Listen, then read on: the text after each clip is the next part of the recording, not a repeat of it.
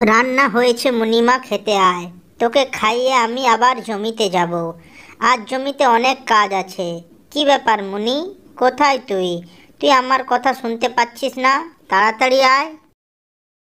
এই তো মা, আমি বাইরে খেলছিলাম। দাও মা, আমাকে খেতে দাও। এরপর টুনি মুনির দিকে খাবারের থালাটি এগিয়ে দেয় ও মুনি খেতে শুরু করে। কিছুক্ষণ পর মা, আজ আমিও তোমার সঙ্গে জমিতে যাব। বাড়িতে একা থাকতে আমার ভালো লাগে না। আমি তোমার কাজে বাধা দেব না, আমাকে নিয়ে চলো না মা। ঠিক আছে, নিয়ে যাব। তবে ওখানে গিয়ে আমাকে বিরক্ত করবি না। কিছুক্ষণ পর টুনি ও মুনি তাদের জমিতে আসে। টুনি মুনিকে কিছুটা দূরে একটা গাছের নিচে বসিয়ে রাখে ও বলতে থাকে, তুই এখান থেকে কোথাও যাবি না। তুই এখানে বসে থাকবি, কেমন? টুনি মুনিকে বসিয়ে রেখে তার ক্ষেতে আসে ও ক্ষেতের কাজ করতে থাকে। কিছুক্ষণ পর টুনি ও মুনি ক্ষেতের কাজ শেষ করে বাসায় ফিরে আসে। এদিকে দেখতে দেখতে জঙ্গলে সন্ধে ঘনিয়ে এলো।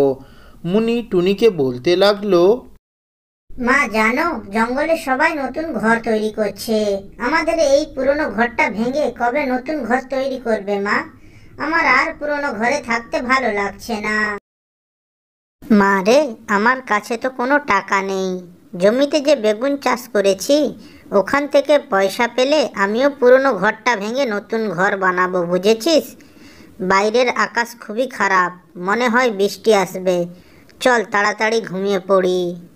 এরপর টুনি ও মুনি ঘুমিয়ে পড়ে। গভীর রাতে বেশ জোরে জোরে বৃষ্টি ও বাতাস বইতে শুরু করে। বাতাসের কারণে টুনির ওই পুরনো ঘরটি দুলতে থাকে। ঘর দোলার কারণে টুনি ও মুনির ঘুম ভেঙে যায়। মুনি বলতে থাকে, মা, আমার না খুব ভয় করছে। আমাদের ঘরটা যদি ভেঙে যায় তাহলে কি হবে? আমরা তো মারা পড়বো।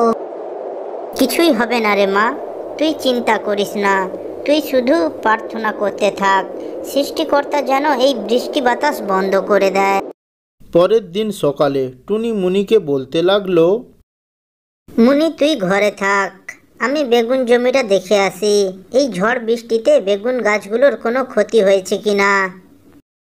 এরপর টুনি বাসা থেকে বেরিয়ে গেল। টুনি তার বেগুন জমির দিকে উঠতে থাকে।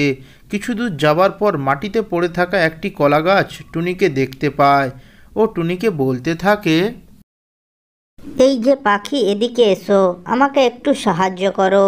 আমার যে অনেক কষ্ট হচ্ছে। কাল রাতের বাতাসে আমি এখানে পড়ে গেছি। তুমি আমাকে একটু সাহায্য করো, আমাকে মাটিতে রোপণ করে দাও। দয়া করো পাখি, দয়া করো আমায়। এই কলা গাছটাকে আমি আমার বেগুন জমিতে রোপণ করব ও এর খুব যত্ন নিব। যখন আমার বেগুন জমিতে বেগুন শেষ হয়ে যাবে, তখন আমি এই কলা বিক্রি করে আমার সংসার চালাবো। এই পাখি, কি ভাবছো এসব? দয়া করো একটু, আমার যে খুবই কষ্ট হচ্ছে। শান্ত হও তুমি, আমি তোমাকে সাহায্য করব, আমি তোমাকে রোপণ করব। এরপর টুনি ওই কলা গাছটিকে তার জমিতে নিয়ে যায় ও জমিতে রোপণ করে। তারপর থেকে টুনি তার বেগুন গাছের পাশাপাশি কলা গাছটিরও যত্ন নিতে থাকে। কিছুদিন পর টুনির যত্নে ওই কলা গাছটিও সবুজ সতেজ হয়ে ওঠে ও তাতে কলাও ধরে।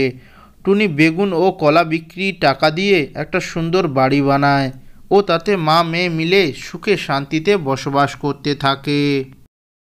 ভিডিওটি যদি ভালো লেগে থাকে তাহলে ভিডিওটিতে একটি লাইক করে চ্যানেলটি সাবস্ক্রাইব করবেন। ধন্যবাদ।